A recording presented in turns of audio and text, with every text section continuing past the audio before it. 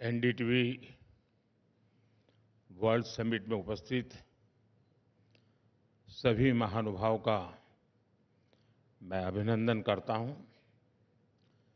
इस समिट में आप लोग अनेक विषयों पर चर्चा करने जा रहे हैं। अलग-अलग सेक्टर से जुड़े ग्लोबल लीडर्स भी अपनी बात रखेंगे। साथियों, हम बीते 4-5 साल के कालखंड को देखें तो ज्यादातर चर्चाओं में एक बात कॉमन रही है और वो बात है चिंता, भविष्य को लेकर चिंता। कोरोना के समय चिंता रही कि ग्लोबल पैंडेमिक से कैसे निपटें। कोविड बढ़ा तो दुनिया भर की इकोनॉमी को लेकर चिंता होने लगी। कोरोना ने महंगाई पर चिंता बढ़ाई, बेरोजगारी पर चिंता बढ़ाई, क्लाइमेट चेंज को लेकर चिंता तो थी ही, फिर जो युद्ध शुरू हुए उनकी वजह से चर्चाओं में चिंता और बढ़ गई। ग्लोबल सप्लाई चेन बिखरने की चिंता, निर्दोष लोगों की जान जाने की चिंता, ये तनाव, ये टेंशन, ये कॉन्फ्लिक्ट्स, ये सब कुछ ग्लोबल समिट्स और सेमिनार्स के विषय बन गए। और आज जब चर्चा का केंद्र चिंता ही है, तब भारत में किस तरह का चिंतन हो रहा है, कितना बड़ा कॉन्ट्राडिक्शन है। यहां चर्चा हो रही है द इंडियन सेंचुरी, भारत की शताब्दी। दुनिया में मची उथल-पुथल के बीच भारत उम्मीद की एक किरण बना है।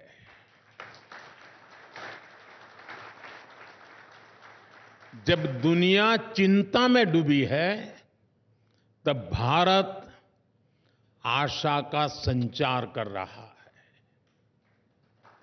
और ऐसा नहीं कि ग्लोबल सिचुएशन से हमें फर्क नहीं पड़ता, हमें फर्क पड़ता है। चुनौतियां भारत के सामने भी है, लेकिन एक सेंस ऑफ पॉजिटिविटी यहां है जिसको हम सभी फील कर रहे हैं। और इसलिए द इंडियन सेंचुरी की बात हो रही है। साथियों, आज भारत हर सेक्टर में, हर क्षेत्र में जिस तेजी से काम कर रहा है वो अभूतपूर्व है। भारत की स्पीड, भारत की स्केल अनप्रेसिडेंटेड है। अभी हमारी सरकार के थर्ड टर्म के करीब 125 डेज पूरे हुए हैं। मैं आपके साथ 125 डेज का अनुभव शेयर करूंगा। 125 डेज में गरीबों के लिए 3 करोड़ नए पक्के घरों को मंजूरी मिली है। 125 डेज में हमने 9 लाख करोड़ रुपए के इंफ्रास्ट्रक्चर प्रोजेक्ट पर काम शुरू किया है। 125 डेज में हमने 15 नई वंदे भारत ट्रेनें चलाई हैं। 8 नए एयरपोर्ट पे के काम शुभारंभ हुए हैं। इन्हीं 125 डेज में हमने युवाओं के लिए 2 लाख करोड़ रुपए का पैकेज दिया है। हमने किसानों के बैंक खातों में 21,000 करोड़ रुपए सीधे ट्रांसफर किए हैं। हमने 70 साल से अधिक के बुजुर्गों के लिए 5 लाख रुपए तक के मुफ्त इलाज की व्यवस्था की है। आप भारत में हो रहे काम का दायरा देखिए। 125 डेज में 5 लाख घरों में रूफटॉप सोलर प्लांट लगाए गए हैं। एक पेड़ मां के नाम अभियान के तहत 90 करोड़ से अधिक पेड़ लगाए गए हैं। इतना ही नहीं, 125 डेज में हमने 12 नए इंडस्ट्रियल नोड्स को मंजूरी दी है। 125 डेज में हमारे सेंसेक्स और निफ्टी में 6 से 7% की ग्रोथ हुई है। हमारा फॉरेक्स $650 बिलियन से बढ़कर $700 बिलियन के पार कर चुका है। भारत की उपलब्धियों की लिस्ट बहुत लंबी है और मैं सिर्फ 125 डेज की ही बात कर रहा हूं। आपको ये बात भी नोट करनी होगी कि इन 125 डेज में दुनिया भारत में किन विषयों पर चर्चा करने आई। 125 डेज में भारत में कौन से ग्लोबल इवेंट्स हुए। भारत में टेलीकॉम और डिजिटल फ्यूचर पर चर्चा करने के लिए इंटरनेशनल असेंबली हुई। भारत में ग्लोबल फिनटेक फेस्टिवल हुआ। भारत में ग्लोबल सेमीकंडक्टर इकोसिस्टम पर चर्चा हुई। रिन्यूएबल एनर्जी और सिविल एविएशन के फ्यूचर की इंटरनेशनल कॉन्फ्रेंस भारत में हुई। फ्रेंड्स, ये सिर्फ इवेंट्स की लिस्ट नहीं है, ये भारत के साथ जुड़ी होप की भी लिस्ट है। इससे भारत की दिशा और दुनिया की आशा, ये दोनों समझ आती है। ये वो विषय हैं जो आने वाले समय में दुनिया का भविष्य तय करेंगे और इन विषयों की चर्चा के लिए आज दुनिया भारत आ रही है। साथियों, आज भारत में इतना कुछ हो रहा है। हमारे तीसरे टर्म में जो गति भारत ने पकड़ी है, उसे देखकर बहुत सी रेटिंग एजेंसीज ने भारत का ग्रोथ फोरकास्ट और बढ़ा दिया है। यहां जो भारत को सबसे ज्यादा प्यार करते हैं, ऐसे श्रीमान मार्क मोबियस जैसे पारखी एक्सपर्ट यहां मौजूद है। वो जिस प्रकार भारत में होने वाले इन्वेस्टमेंट को लेकर उत्साहित है, उसका बहुत महत्व है। जब वो ग्लोबल फंड्स को कहते हैं कि अपना कम से कम 50% फंड भारत के शेयर मार्केट में इन्वेस्ट करे, तो इसका एक बड़ा मतलब है, बहुत बड़ा मैसेज है। साथियों, भारत आज एक विकासशील देश भी है और उभरती हुई शक्ति भी है। हम गरीबी की चुनौतियां भी समझते हैं और प्रगति का रास्ता बनाना भी जानते हैं। हमारी सरकार तेजी से नीतियां बना रही है, निर्णय ले रही है, नए रिफॉर्म्स कर रही है। हालांकि पब्लिक लाइफ में कई बार मुझे भांति भांति के लोग मिल जाते हैं।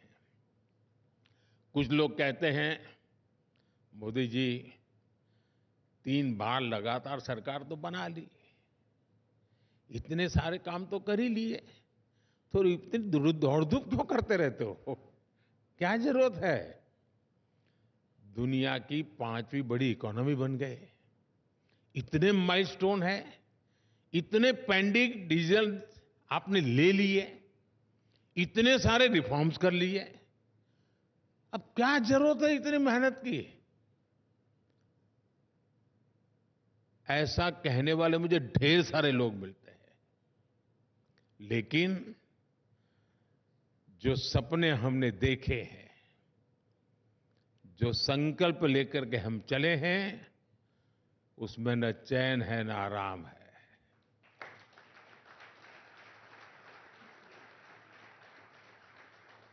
पिछले 10 साल में 25 करोड़ लोग गरीबी से बाहर निकले हैं।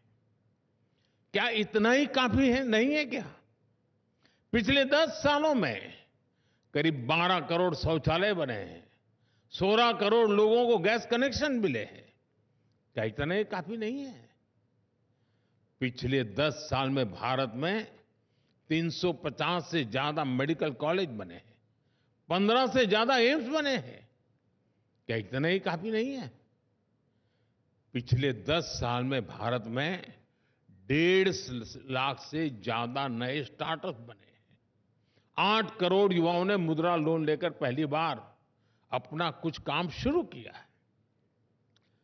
और सवाल तब हो गया, क्या इतना कम नहीं है? मेरा जवाब है नहीं, इतना पूरा नहीं है। आज भारत दुनिया के सबसे युवा देशों में से एक है। इस युवा देश का पोटेंशियल हमें आसमान की ऊंचाई पर पहुंचा सकता है, और इसके लिए हमें अभी बहुत कुछ करना है, बहुत तेजी से करना है।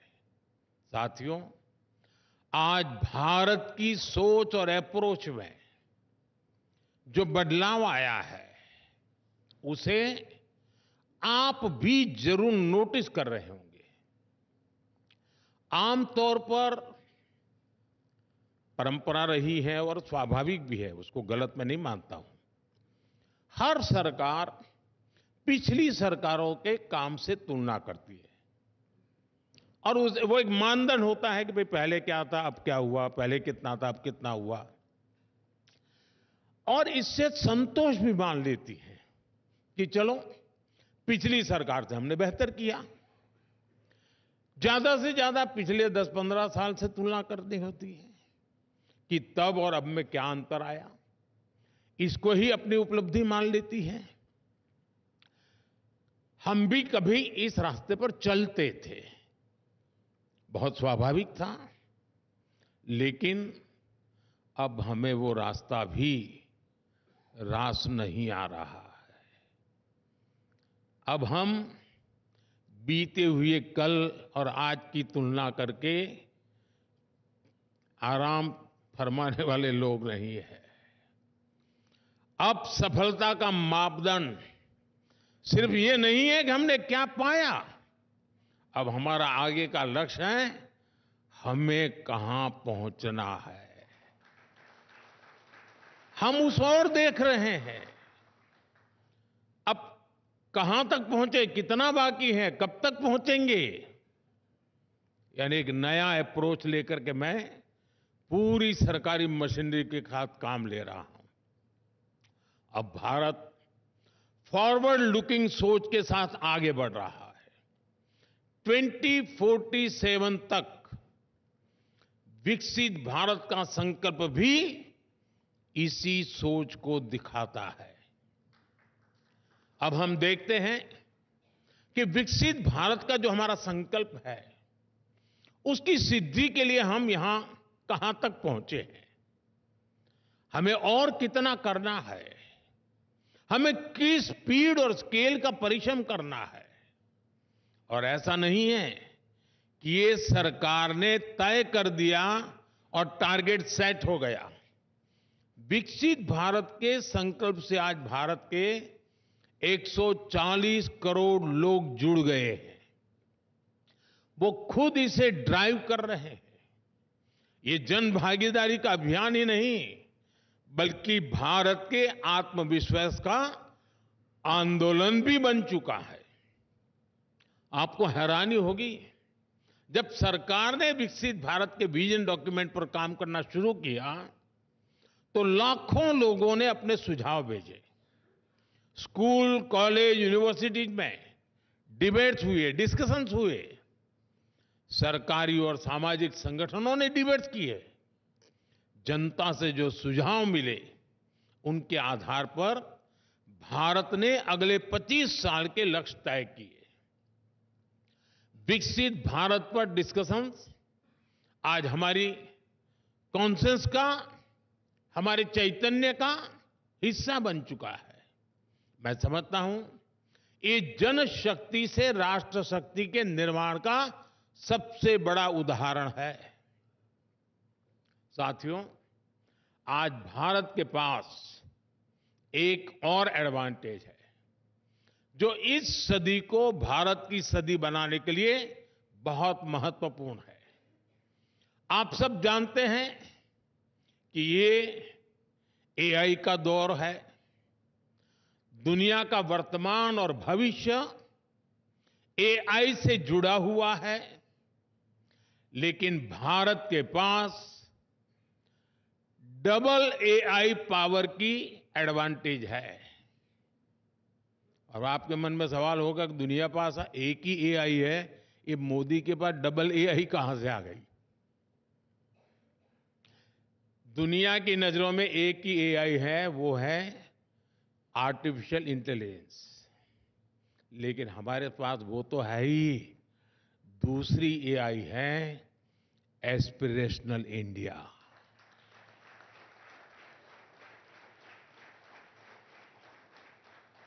जब एस्पिरेशनल इंडिया और आर्टिफिशियल इंटेलिजेंस की ताकत मिलती है, तब विकास की गति भी तेज होनी स्वाभाविक है। साथियों, हमारे लिए एआई सिर्फ एक टेक्नोलॉजी नहीं है, बल्कि भारत के युवाओं के लिए अवसरों का एक नया द्वार है। इसी साल भारत ने इंडिया एआई मिशन शुरू किया है। हेल्थ केयर हो, एजुकेशन हो, स्टार्टअप्स हो, भारत हर सेक्टर में एआई का उपयोग बढ़ा रहा है। हम दुनिया को भी बेहतर एआई सॉल्यूशंस देने में जुटे हैं। क्वाड के स्तर पर भी भारत ने कई सारे इनिशिएटिव लिए हैं। भारत दूसरे एआई यानी एस्पिरेशनल इंडिया को लेकर भी उतना ही गंभीर है। भारत का मिडिल क्लास, भारत के सामान्य जन, उनकी ईज ऑफ लिविंग, उनकी क्वालिटी ऑफ लाइफ, भारत के छोटे उद्यमी, एमएसएमईज, भारत के युवा, भारत की महिलाएं, हम सबके एस्पिरेशंस को ध्यान में रखते हुए नीतियां बना रहे हैं, निर्णय ले रहे हैं। साथियों, एस्पिरेशनल इंडिया का एक उदाहरण भारत में कनेक्टिविटी को लेकर हो रहा शानदार काम है। हमने फास्ट फिजिकल कनेक्टिविटी और इंक्लूसिव कनेक्टिविटी पर बहुत फोकस किया है। ये डेवलपमेंट की एस्पिरेशन रखने वाले समाज के लिए बहुत जरूरी होता है। भारत के लिए तो ये और अधिक जरूरी है। इतना बड़ा देश, इतनी डाइवर्स ज्योग्राफी, भारत के पोटेंशियल को सही मायने में रियलाइज करने के लिए तेजी से कनेक्ट करना आवश्यक था। इसलिए हमने एयर ट्रैवल पर भी विशेष फोकस किया। मुझे याद है कि जब मैंने पहली बार कहा कि मैं हवाई चप्पल पहनने वालों को हवाई यात्रा कराना चाहता हूं, तो एक स्वाभाविक सा रिएक्शन था कि ये भारत में कैसे संभव है। लेकिन हम आगे बढ़े और उड़ान योजना शुरू की। आज उड़ान को 8 साल पूरे हो चुके हैं। उड़ान के तहत हमने 2 पिलर्स पर काम किया। एक टियर 2, टियर 3 शहरों में एयरपोर्ट्स का नया नेटवर्क बनाया और दूसरा एयर ट्रैवल को अफोर्डेबल बनाया, सबकी पहुंच में लाई।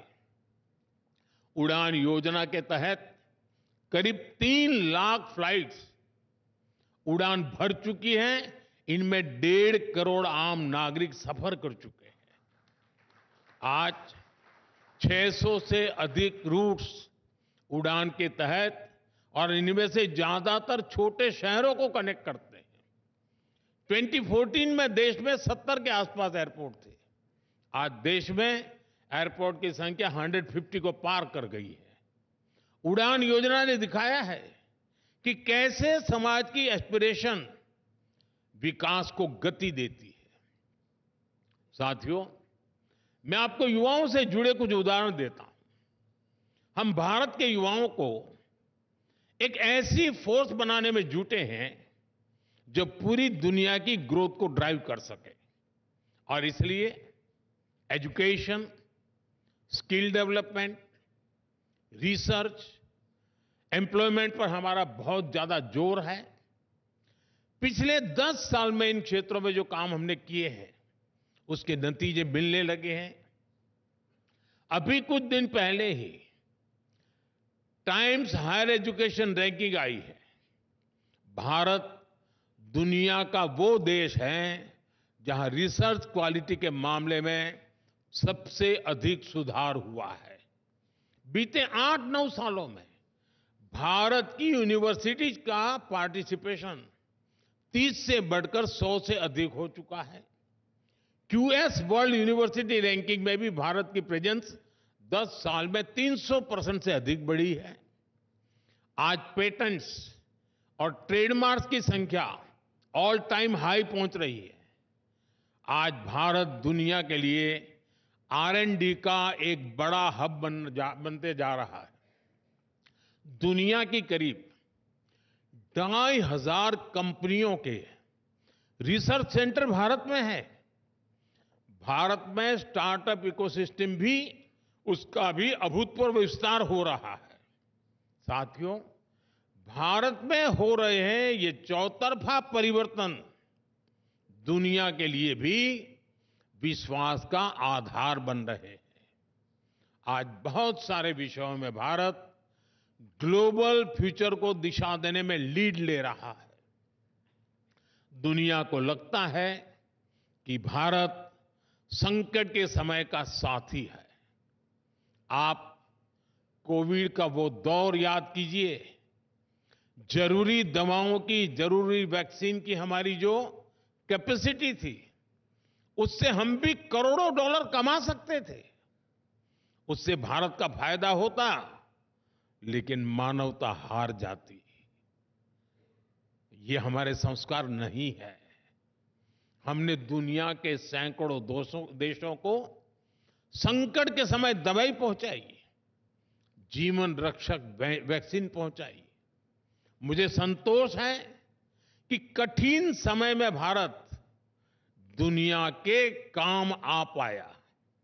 साथियों, भारत टेकन फॉर ग्रांटेड रिश्ते नहीं बनाता। हमारे रिश्तों की बुनियाद विश्वास और विश्वसनीयता के आधार पर है, और ये बात दुनिया भी समझ रही है। भारत एक ऐसा देश है जिसकी प्रगति से दुनिया में आनंद का भाव आता है। भारत सफल होता है, विश्व को अच्छा लगता है। अब चंद्रयान की घटना देख लीजिए, पूरे विश्व ने उसको एक उत्सव के रूप में मनाया। भारत आगे बढ़ता है तो जलन का, ईर्ष्या का भाव नहीं पैदा होता। हमारी प्रगति से दुनिया खुश होती है, क्योंकि भारत की प्रगति से पूरी दुनिया को फायदा होगा। हम सब जानते हैं कि कैसे अतीत में भारत ग्लोबल ग्रोथ को बढ़ाने वाली एक पॉजिटिव फोर्स था। कैसे भारत के आइडियाज, भारत के इनोवेशंस, भारत के प्रोडक्ट्स ने सदियों तक दुनिया पर अपना प्रभाव छोड़ा था। लेकिन समय बदला, भारत ने गुलामी का लंबा कालखंड देखा और हम पिछड़ते चले गए। इंडस्ट्रियल रिवॉल्यूशन के समय भी भारत गुलाम था। गुलामी के कारण हम औद्योगिक क्रांतियों का फायदा नहीं उठा पाए। वो समय भारत के हाथ से निकल गया। लेकिन अब आज ये भारत का समय है। ये इंडस्ट्री 4.0 का दौर है। भारत अब गुलाम नहीं है। हमें आजाद हुए 75 साल हो गए हैं, और इसलिए अब हम कमर कसकर तैयार हैं। फ्रेंड्स, इंडस्ट्री 4.0 के लिए जो स्किल सेट चाहिए, जो इंफ्रास्ट्रक्चर चाहिए, उस पर भारत बहुत तेजी से काम कर रहा है। बीते दशक के दौरान मुझे कितने ही ग्लोबल प्लेटफॉर्म से जुड़ने का अवसर मिला है। मैं दुनिया भर में G20 और G7 के सम्मेलनों का हिस्सा रहा हूं। 10 दिन पहले ही मैं आसियान समिट के लिए लाओस में था।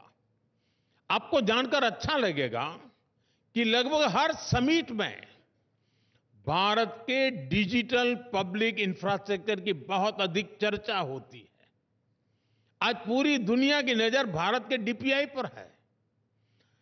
यहां हमारे साथी भारत के प्रशंसक श्रीमान पॉल रोमर बैठे हैं। मुझे पहले भी उनसे काफी विचार विस्तार से चर्चा करने का मौका मिला है। मैंने उनसे बहुत चर्चाएं की हैं।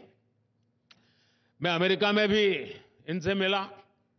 हमारी चर्चाओं के दौरान पॉल ने भारत के डिजिटल इंफ्रास्ट्रक्चर की, आधार और डिजी लॉकर जैसे इनोवेशंस की बहुत तारीफ की है। बड़ी बड़ी समिट्स में इसी तरह लोगों को हैरानी होती है कि भारत ने इतना शानदार डीपीआई कैसे विकसित कर लिया। फ्रेंड्स, इंटरनेट के दौर में भारत के पास फर्स्ट मूवर का एडवांटेज नहीं था। जिन देशों के पास ये एडवांटेज था, वहां प्राइवेट प्लेटफॉर्म्स ने, प्राइवेट इनोवेशंस ने डिजिटल स्पेस को लीड किया। इससे निश्चित रूप से एक नई क्रांति दुनिया में आई, लेकिन उसके लाभ का दायरा सीमित ही था।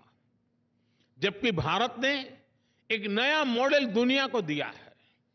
भारत ने टेक्नोलॉजी को डेमोक्रेटाइज करके डिजिटल पब्लिक इंफ्रास्ट्रक्चर का नया रास्ता दुनिया को दिखाया है। आज भारत में सरकार एक प्लेटफॉर्म बनाती है और उस पर लाखों नए इनोवेशंस होते हैं।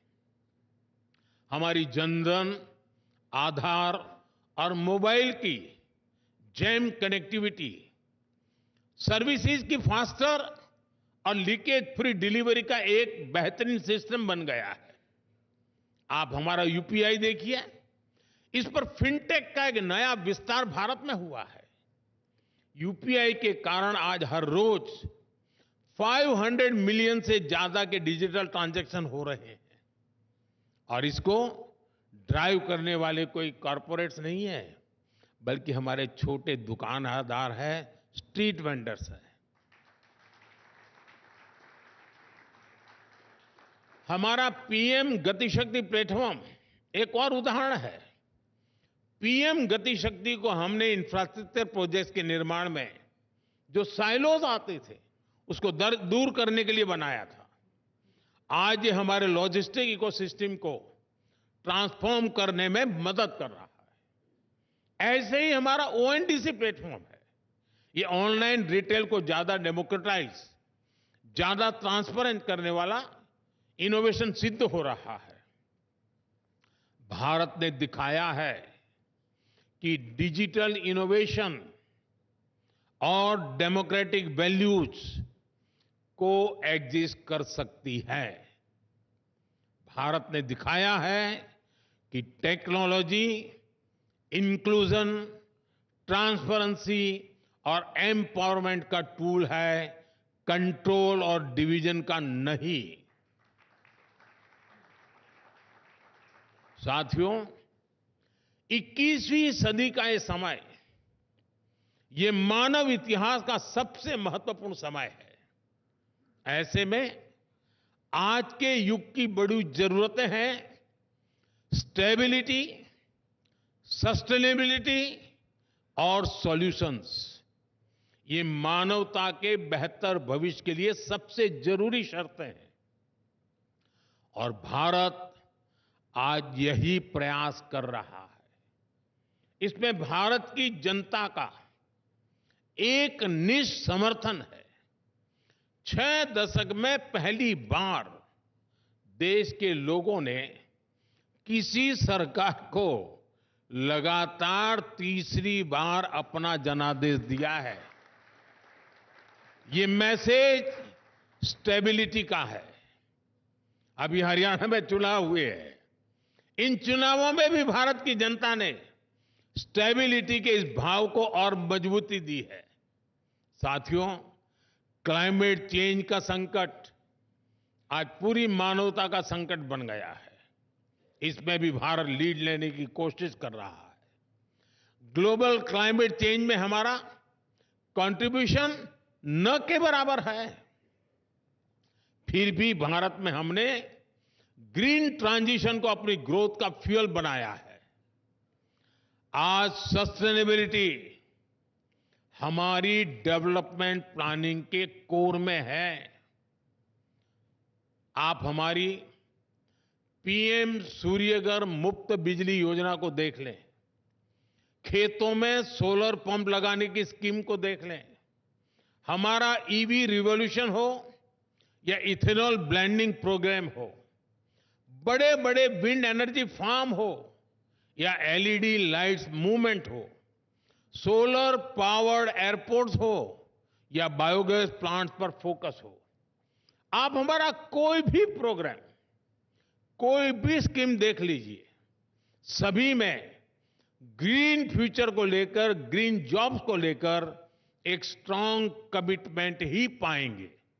साथियों, स्टेबिलिटी और सस्टेनेबिलिटी के साथ साथ भारत आज सॉल्यूशंस पर भी फोकस कर रहा है। बीते दशक में भारत ने ऐसे अनेक सॉल्यूशंस पर काम किया है जो ग्लोबल चैलेंजेस से निपटने के लिए जरूरी है। इंटरनेशनल सोलर अलायंस हो, कोalition फॉर डिजास्टर रेजिलिएंट इंफ्रास्ट्रक्चर हो, India middle east economic corridor हो, ग्लोबल बायोफ्यूल अलायंस हो, योग हो, आयुर्वेद हो, मिशन लाइफ हो, मिशन मिलेट्स हो, भारत की तरफ से लिए गए सभी इनिशिएटिव्स दुनिया की चुनौतियों के समाधान देने वाले हैं। साथियों, मुझे खुशी है कि भारत का बढ़ता सामर्थ्य दुनिया की बेहतरी को सुनिश्चित कर सक रहा है। भारत जितना आगे बढ़ेगा, दुनिया को उतना ही फायदा होगा। हमारा प्रयास होगा भारत की सेंचुरी सिर्फ भारत की नहीं, बल्कि पूरी मानवता की जीत की सेंचुरी बने। एक ऐसी सदी जो सभी के टैलेंट से आगे बढ़े, एक ऐसी सदी जो सभी के इनोवेशन से समृद्ध हो, एक ऐसी सदी जहां गरीबी ना हो, एक ऐसी सदी जहां सबके पास आगे बढ़ने के अवसर हो, एक ऐसी सदी जिसमें भारत के प्रयासों से दुनिया में स्थिरता आए और विश्व शांति बढ़े। इसी भाव के साथ मुझे यहां निमंत्रित करने के लिए, अवसर देने के लिए मैं एनडीटीवी का फिर से आभार व्यक्त करता हूं और ये समिट सफल हो, इसके लिए मेरी तरफ से आपको ढेर सारी शुभकामनाएं हैं। बहुत बहुत धन्यवाद।